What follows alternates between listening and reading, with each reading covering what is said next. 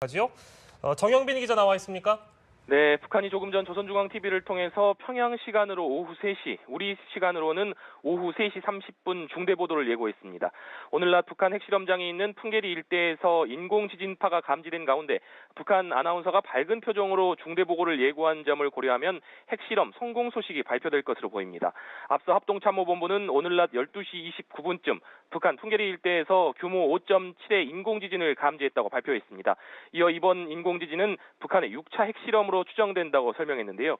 북한의 핵실험 감행이 맞다면 그동안 북한이 실시한 핵실험 중 폭발 위력이 최대 규모로 추정됩니다. 북한이 감행한 핵실험이 북한 주장대로 수소탄 실험인지 아니면 증폭 핵 분열탄 실험인지 북한의 발표 내용이 주목됩니다. 한때 중국 지진국에서는 첫 지진 8분 후에 다시 규모 4.6의 인공지진이 발생했다고 밝혀서 북한이 연쇄 핵실험에 나선 것 아니냐는 관측이 나오기도 했는데요. 이에 대해 우리 기상청은 두 번째 지진이 감지된 것은 없으며 중국의 경우 지진 후 한몰로 인한 충격파가 감지된 것으로 파악된다고 설명했습니다. 앞서 북한은 대륙간 탄도미사일에 장착할 더 높은 단계의 수소폭탄을 개발했다고 주장했는데요.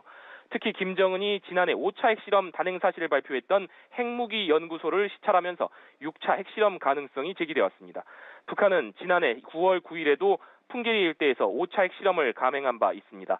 당시 지진 규모가 5.0으로 관측된 점을 고려하면 이번 핵실험의 강도는 한층 높아진 것으로 볼 수 있는데요.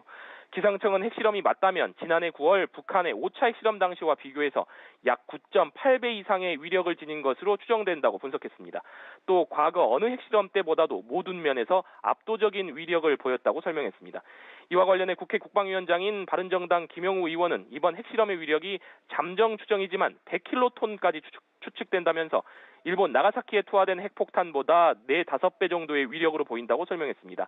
이어 북한은 핵 능력을 완성했고 핵 보유국이라는 선언을 할 가능성이 크다고 강조했습니다. 네, 북한에서 인공 지진파가 감지되자 우리 군도 즉각 대응에 들어갔죠.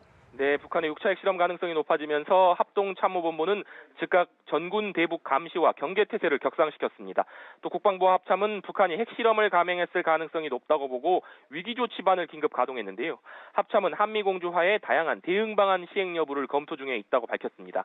한미군 당국은 북한군의 동향을 면밀히 감시하고 있으며 북한의 핵실험으로 최종 판단되면 다양한 대응 방안 시행을